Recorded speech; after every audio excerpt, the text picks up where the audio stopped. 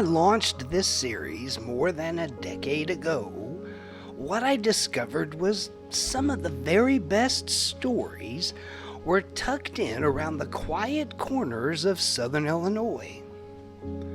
Locations with the most interesting pasts often feel like they are one season away from disappearing.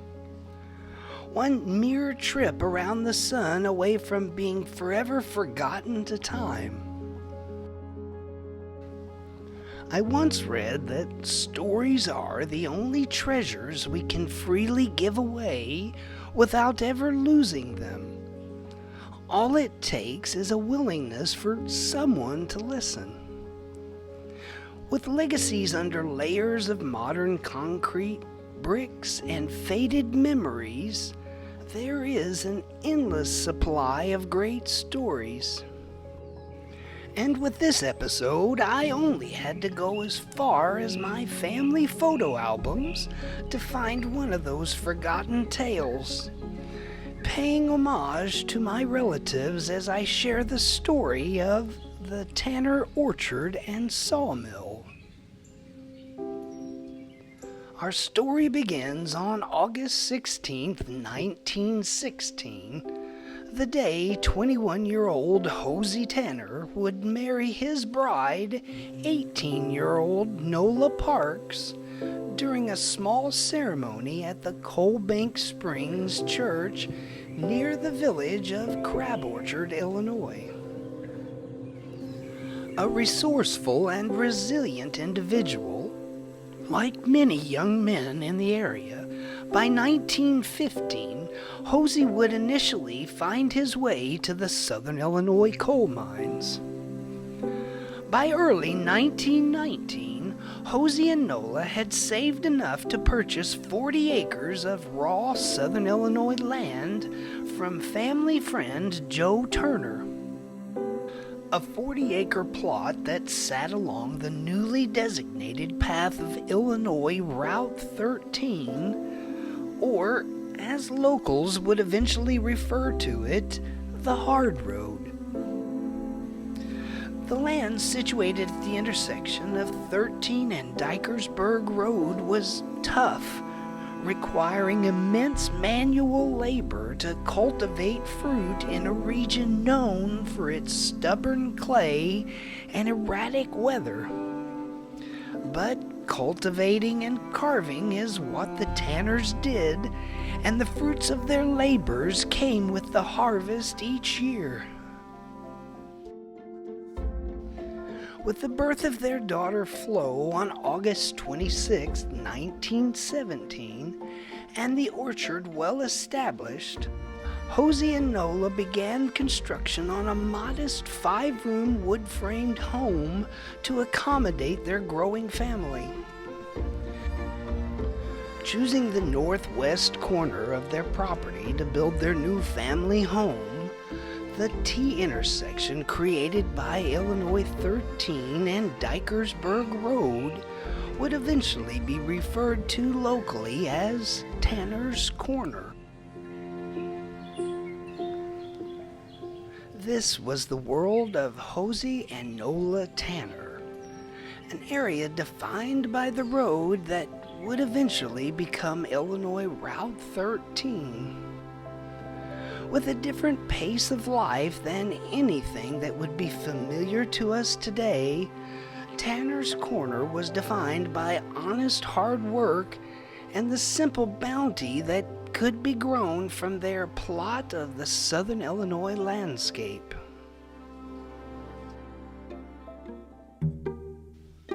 By the summer of 1925, Hosia and Nola would welcome their second child, Guy Tanner, to their growing family. Guy's arrival would coincide with the construction of the first shelter to house the head rig and generator of the newly formed Tanner Sawmill. Located just south of the family home along Dikersburg Road, it would be Hosia and his brother Roy who would see the opportunities such an enterprise could be in the middle of southern Illinois coal mine country. The raw cut lumber processed at the sawmill was perfect for mine construction and supports, where it was all about function. Life here at the Tanner farm was intertwined with the land and the roads that ran alongside it. Old Illinois Route 13 wasn't just a strip of pavement. It was a lifeline that connected the Tanners' self-sufficient world to local towns and beyond. That old hard road brought neighbors, family, and customers alike. And by the spring of 1925, that pavement would bring the likes of the Prohibition-era gangster Charlie Berger and his notorious gang.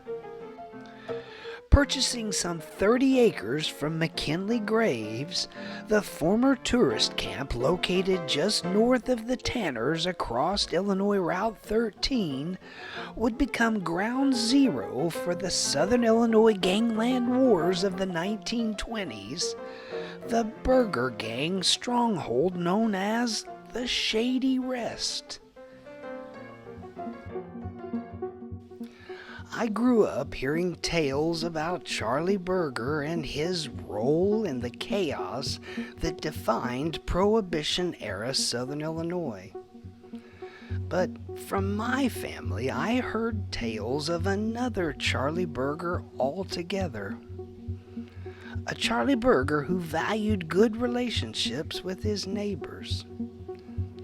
And for some time, the two vastly different worlds coexisted with nothing more than an 18-foot wide ribbon of pavement in between.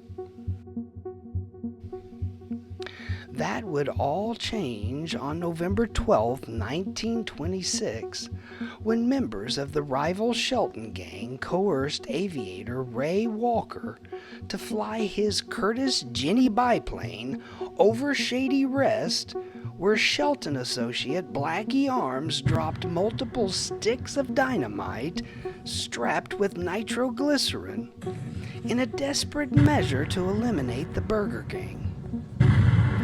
Largely a failure, the crudely built bombs fizzled and missed their mark, causing no real significant damage. But there were plenty of frayed nerves for those nearby.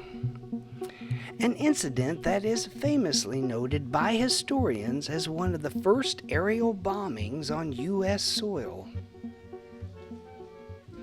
By 1930, the raucous roadhouse of the Berger era was a distant memory, replaced with tent revivals and church events as the property changed hands after Charlie Berger's hanging.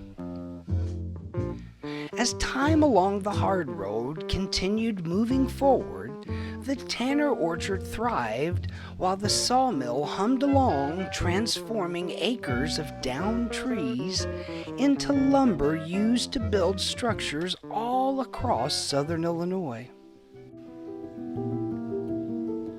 Through the 1940s and 50s, with the Tanner children grown and building families of their own, Hosia and Nola's home became the destination for family events, both happy and solemn. From Guy's deployment and thankful return from the South Pacific during World War II, to Flo's surprise spring engagement to Mood Cross, that old family farm was witness to lives well lived. And thanks to the early hobbyist photographers in my family, I'm able to share the highlights of their story with you today.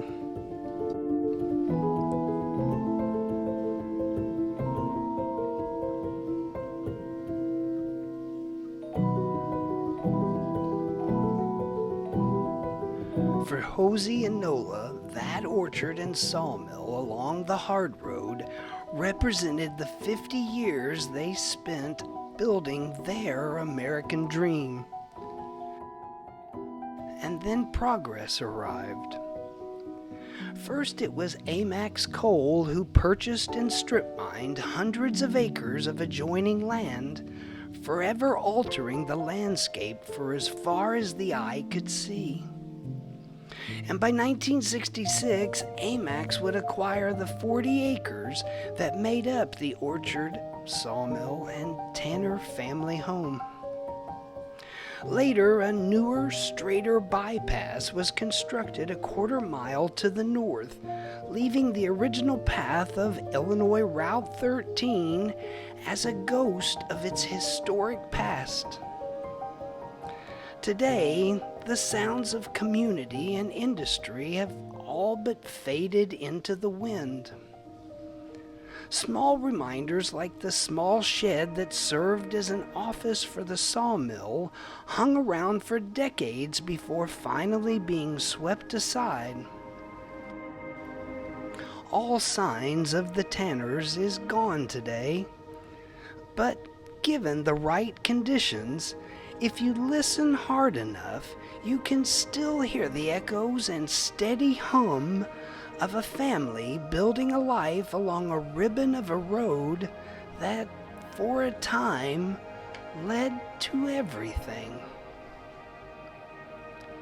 This is Sean Vincelette, and this has been one of the many stories of Southern Illinois.